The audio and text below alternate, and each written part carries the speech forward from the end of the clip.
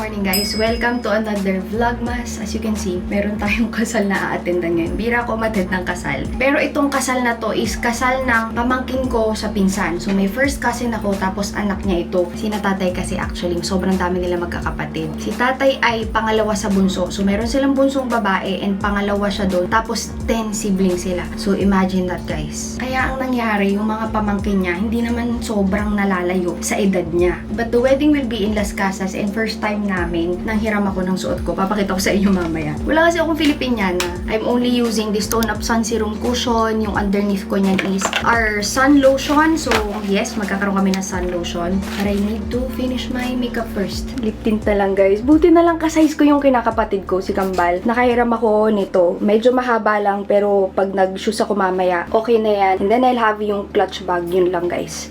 Super bilis. Play lang muna kayo ni Kuya ha. Babalik si Mami and si Daddy. Saredy na din si Jeloy. Babalik ako anak ko. Tama ko, tama. Oh no. Yung si Kuya, hindi na Wala. uwian na kami uwian. Nahirap siya sa ano niya, ibigay niya.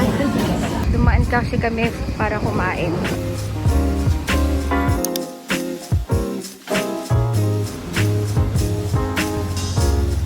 Kumain na ngayon lang ulit sa mga ng jeep.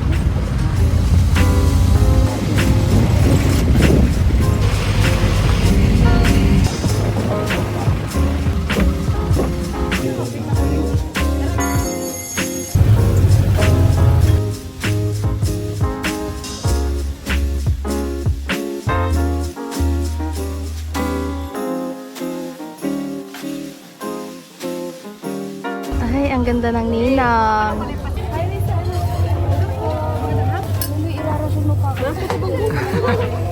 Ako pa pinapauna ni Jelly sa pila. Siya naman talaga kakain. Hindi ko nahihiya sa kainan na ganito. Kumakuha talaga ako. Si inay nandun para nakaupo ang Ferzan. Si tatay as a social butterfly.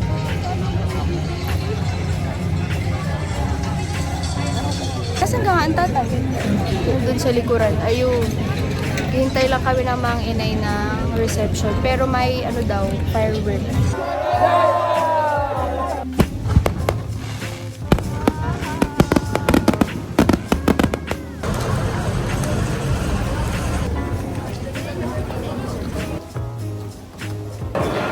Ayun pala dito, Jello. First time namin ni Jello. Bigla siya nag-isip ko anong bagan. Yan ay okay na yan. May dala-dala ka na.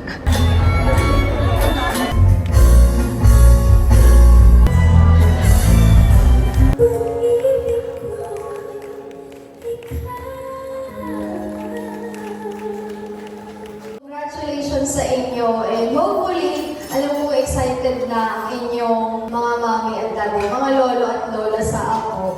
But take your time and ayun na, congratulations. Baka po natin si Ana!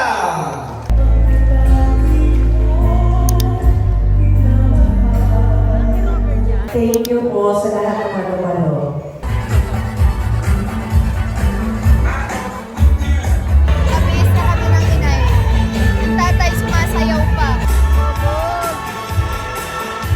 Diyos ko, party people pala tong mga kasama ko eh. Bakit wala nakamana sa amin ni Mechi dito? Hayain kami pareho. Good morning! Nandito na tayo sa ganitong part, guys. Kakagising ko lang kasi parang dumating kami from Bataan around 3 AM, ganyan. Nung natutong maghubad ng damit at ng diaper, wala siyang ginawa kundi magtanggal ng damit at diaper. Gusto niya na nasa CR, mag-CR. Nakakatamad pala, no? Ang saya pag may diaper. Ay, kita talaga si Toti Bells mo niyan. Kasi tinatanggal mo lagi. O, pakita mo sa kanila yung snow globe dito sa camera. Sabihin mo, nandito kami. Isama dito. Paper dito, paper. Ah, yung snow paper. Yellow. Paper, Dito siya Daddy. malilin lang eh. Ano to, ano to, ano to, ano to? Water po yan. Nasa loob. Water, glitters, and paper. Butan, this one, butan.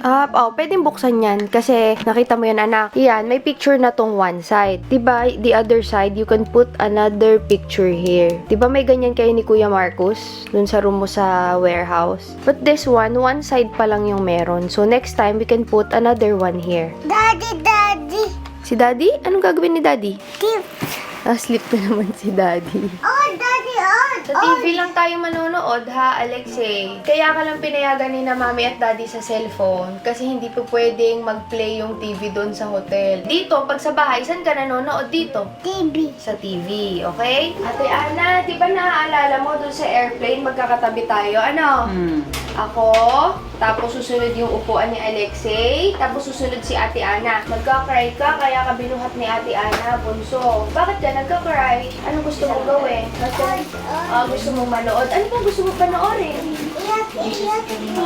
Ayun, naalala mo na, umiiyak si baby kasi gusto niyang manood. Kaso, ang in-explain ni Mami sa'yo, wala namang problema manood. Kaso, sa loob ng airplane, wala siyang mapapakitang videos kahit mag-cry ka kasi walang So, next time, pagpasok natin sa aeroplano, hindi ka talaga pwedeng manood.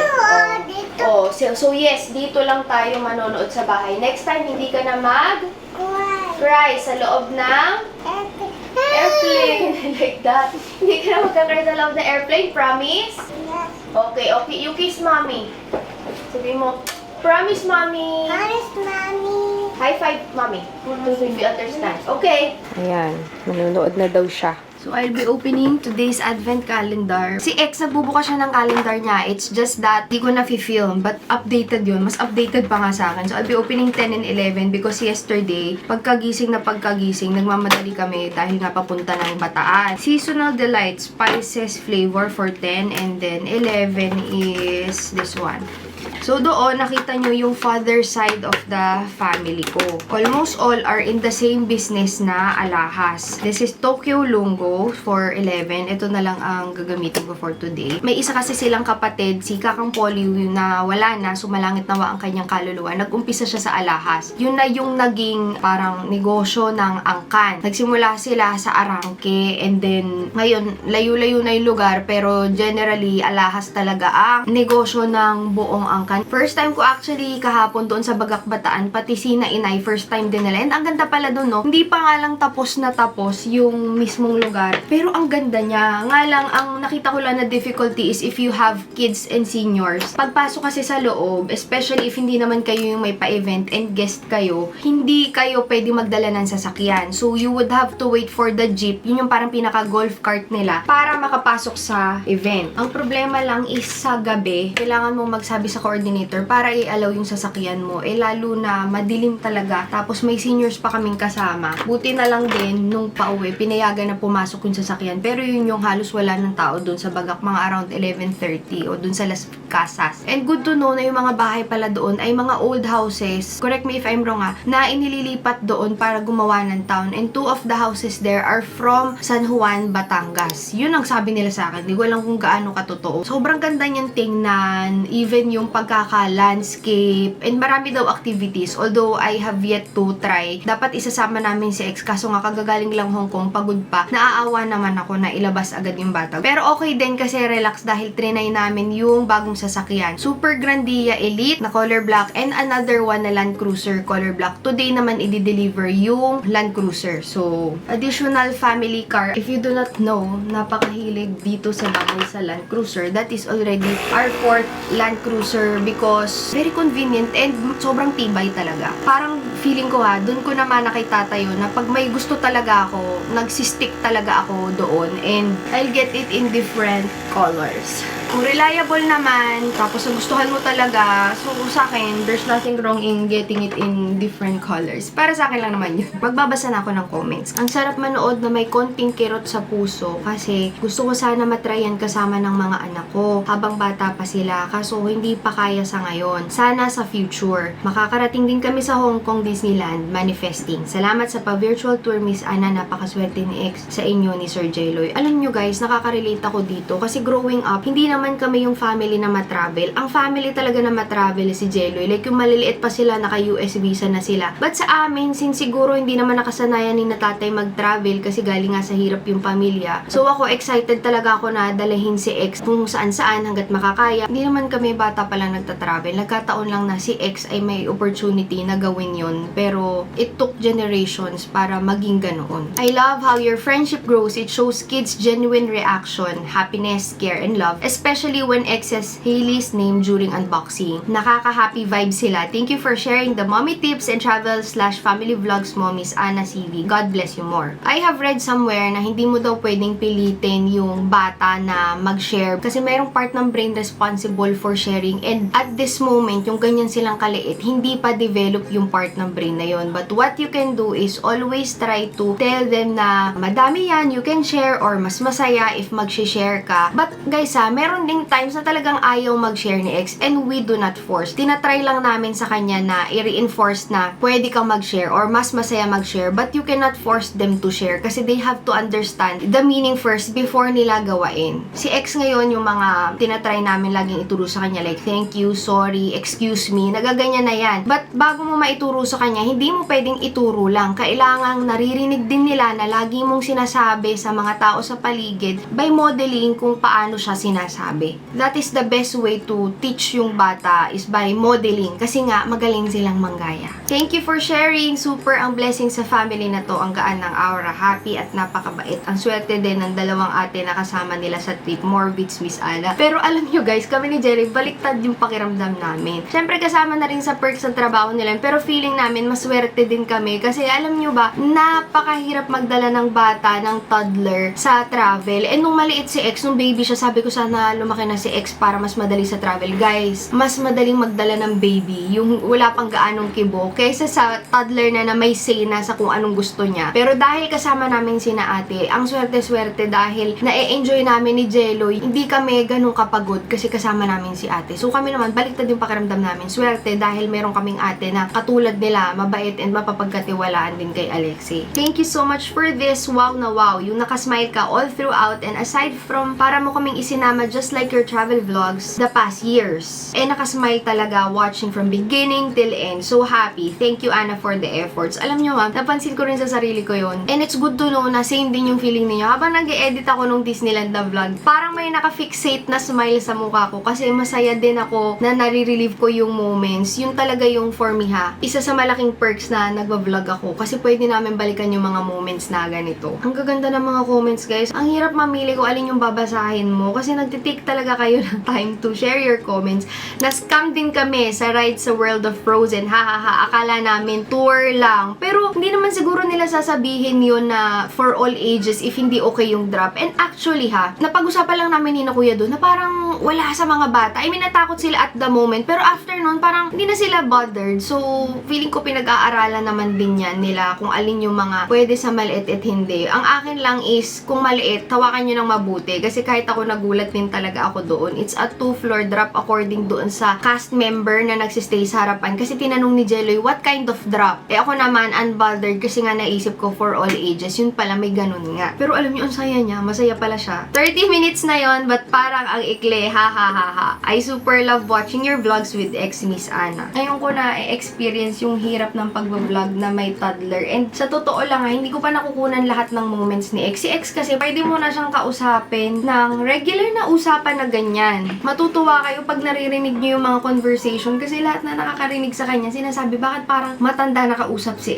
X. Hindi rin namin alam, siguro dahil ini-imitate niya rin dahil dito sa amin, ganun lang din naman kami mag-usap. And even yung iba na appreciate nila na nagtatagalog si X, pero hindi naman namin sinadya na ganun dahil sa totoo lang din, Tagalog lang naman talaga kami dito sa bahay. Pero pinag-usapan na namin ni Jello yan bago pa kami magkaanak since ang dami nga ng mga bata na hindi nakakaintindi na ng Tagalog na maayos. Sabi ko kay Jelloy, gusto ko confident siyang mag-English, yung conversational, fluent, yung hindi siya nahihiya katulad kami, medyo pag nag-i-English kami, medyo may, aminado ako may konting hiya factor kasi hindi mo naman first language yan. Gusto ko confident si X mag-English, but as well as, hindi siya hirap mag-Tagalog, and pag tinanong ka ng Tagalog, Tagalog ang sagot mo. Pag tinanong ka ng English, English yung sagot mo na hindi ka nahihirapan. Yun lang naman yung napag-usapan namin ni Zelroy. Umuulan pala sa labas, may pinagagawa kami dito yung aming pinakaharapan. Ito ang ulam ko, sinaing na isda. Alam nyo ba yun? Sa Batangas. Yung tulingan. Tapos, may kasamang talong yan. And kamatis and sibuyas. Tapos, ito, may sabaw siya. Yun yung gagamitin mo. Ang tawag namin is patis, pero sabaw talaga siya. Isa ito sa mga favorite ko na ulam. Pero, pinag-uusapan namin ni ate kanina na oras na para bumili ng diaper at 12:12. Sayang ang mga vouchers. Kailangan namin tapusin ito ni Tita Chen. So, baka po pwedeng Maglaro muna si Exu. O, kuha mo muna si Mami. Kuha mo muna. Oh, and then put it on Mami. Oh, thank you, anak ko. Oh, chuk-chuk like that. Oy! Wala naman ang daddy mo. Walang makakaalam. Tayo-tayo lang dito. Tanda dia. Sigurista, baka makita. Pero anak, bawal kasi sa bata yan. So, pretend muna tayo na maglalagay. Pero ngayon, maliit ka pa, bawal. Ito yung isa pang missing na shade. Ito siya sa akin, 1 layer. Pero ako kasi, sa unang lagay ko nito mga tint na to, 2 layers, pinakaunang lagay. Kasi same din with other things, ganun ako. Ngayon naman, itry natin between 1 and 2. Try ko to. Malalaman ko agad yung coverage pag basang sponge yung gamit ko. Dahil alam mo, para masakto nga to sa akin. Gitna ako ng 1 and 2. Kaya pwede ako gamitin both 1 kung gusto ko mas light. Actually, 1 ang lagi kong gamit. Pwede rin akong 2 pag gusto ko na medyo mas bronze yung itsura. Pero parang ito, parang masakto nga to. Ganda ng finish talaga nito. Alam mo ba, kahapon sa wedding, ito suot ko. Si Inay, ito suot niya. Tapos ang napansin ko sa matured skin, ang ganda kasi nakakabawas siya ng itsura ng linya. Kadalasan kasi yung mga foundation pag masyadong matte, hindi ka nga mag-o-oil. Pero ang problema, mas pronounce yung mga linya. Grabe sis! Lalo na sa camera, oh. Kasi diba guys, nagre-request kayo ng mga shades na lighter, darker, and in between. So we are trying to add more shades. Now, I think it's time to level it up when it comes sa shade range. Kasi, kaya hindi namin agad dinamihan ang shade nito. Number 1, it's a tone-up sun serum cushion. And it's unheard of na tone-up sun serum tapos madaming shades. Iba kasi siya sa cushion foundation. Ang cushion foundation kasi, dapat talaga marami siyang shade. Pero this one, I think baka kami ang first na gagawa ng 5 shades na tone-up sun serum cushion. Ngayon naman, pag dumami, ang problema naman ng mga tao, sigurado ako, hindi ako makapamili, ang dami. Pero alam nyo, gets ko rin naman yung dilemma na ang hirap pumili pag konti yung shades. Pero ang hirap din mamili pag sobrang dami naman na shades. Bali guys, same formulation naman siya. It's just that, nagdagdag lang kami ng shades. So ito ay may coverage and long lasting. Sa akin hindi ko siya need i-powder ng sobra kasi mas marami akong powder na nilalagay. Mas hindi ko gusto yung look. Yan guys, super duper close up. And HD talaga tong camera ko na to Kasi yung point ko nga is, gusto ko pag nanonood kayo ng vlog, sobrang taas ng quality na parang kasama na din namin kayo sa loob ng vlog. So same with like putting on makeup, kita nyo lahat talaga. Lipat lang tayo ng pwesto, but magpapa-nails ako. Ito yung huli ko na nails. Ano man tawag dito ate? Chrome po. Chrome nails. Tapos, ang bilis lang niyang gawin. Parang may powder lang siya na irarub na ganyan. Ayan. Pero ngayon, since ang daming gagawin, kailangan kong paiklian to. Tapos, baka French tip na lang para kahit ano bagay. Hi, Kuya! You are thank you. We are going out for Alexis injection. Yan lang ang suot ko for today. And yung aking no samba. And as well as everything on my face is Arcadia. Ang dami kong tinetest out ngayon na products. But now, suot ko yung karamihan sa mga binigay sa aking samples kahapon. And hindi lang siya like isang sample Maraming pinagdadaanan na samples bago ka mag-come up sa mismong product talaga. We are going to Alexis injection and grocery. Ayan. Kasi sakto mag-grocery din kami. Wow. Nauna pa sa akin yan. Hindi pa din tapos yung ginagawa dito. But let's go. Hi guys. Anak, i-injectionan ka ha. Papunta tayo kay... Kanino tayo papunta? Tingnan doktora. Kay doktora. Tapos mag-SNR tayo ha. You like to go to SNR? Yes. Yes. Anong bibili mo sa SNR? Puti. Cheese puti. And what else? Strawberry. Wow, may mga flower mo na Mango. Asan school? Nagtataka kasi siya guys kasi namimiss niya yung school. Hindi kasi namin in-enroll sa school niya ngayong December since di ba nga nag-Hong Kong kami. Tapos kami naman naalis kami ni Jeloy ng 3rd week of December. So ayaw namin ibabiyahe si ex nang wala kami. Kaya pinag-desisyon na namin na wag na muna siyang i-enroll. But next year hindi na pa pwedeng hindi mag-school. Dapat dire-diretso na yung school anak ha. Wala, naikot-ikot ang Farzone. Totoo nga ang hula. Lamig. Jingle bells, jingle all the way.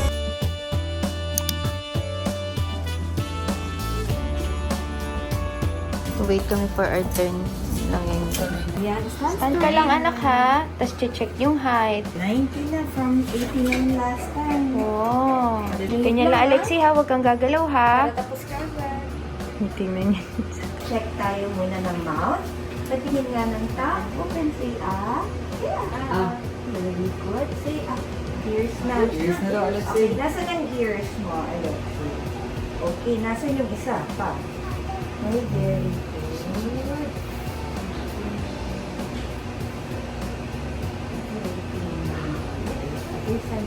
Oo, dito din. Dito din, nagdaldal na yun ah.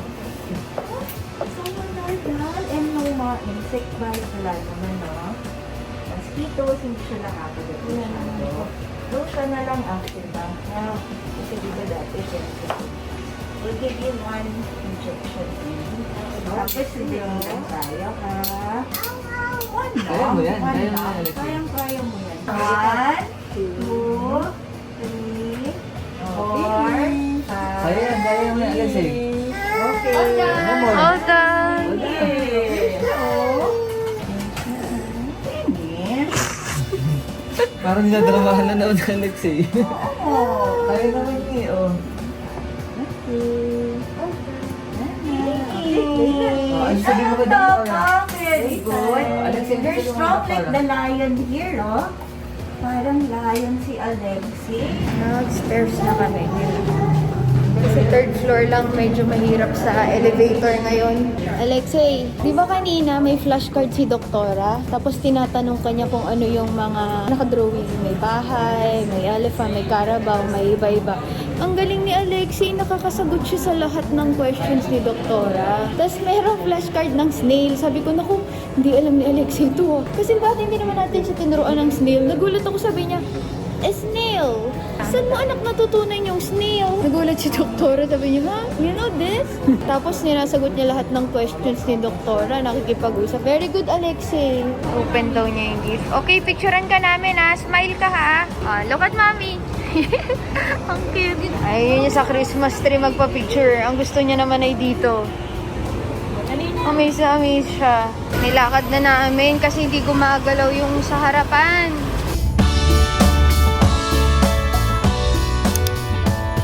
Nakatulog. Saka pala namin gigisingin pag naka-set up na ito.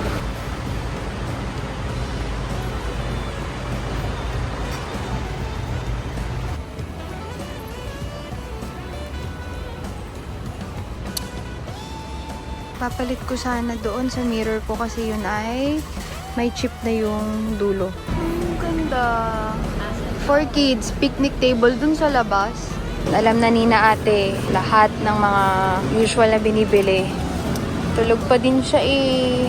Oh, for the fruits.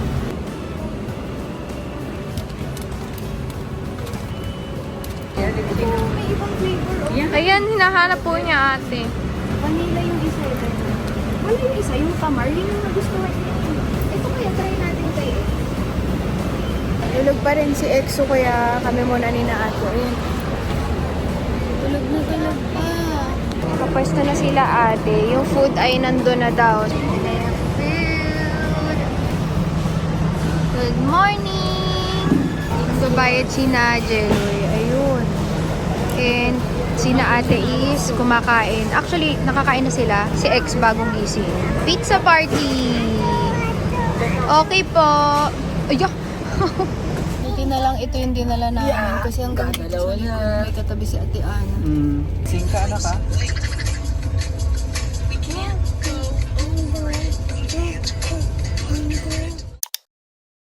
Ang ingay ng basura. Urong namin. Dito natin ilalagay yung picnic table. Ito yung mirror. Ito yung table. Ala, ganyan lang pala yun. Ganito kami sa Pasig. Maingay kami pag may basura.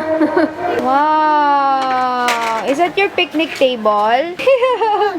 Upo, alam niya. Ay, lobat na. Tapos yung isang salamin na binili namin, pinalitan ko yung salamin dito. Ayun siya, mga nasa 2,400 lang ata itong glass na ito. Tapos yung binili ko kasi na isa, nasa 1,000 yun. Ang problema, walang frame. So, nung nilipat namin, nagkaroon ng chip sa ilalim. Delikado na, kaya pinalitan namin. Pero nagagamit pa rin yun. It's just that dito kasi may bata. So, pinalitan ko siya ng ganyan. Yun lang naman mga CZ for today's vlogmas. And nangungulit si Alexei.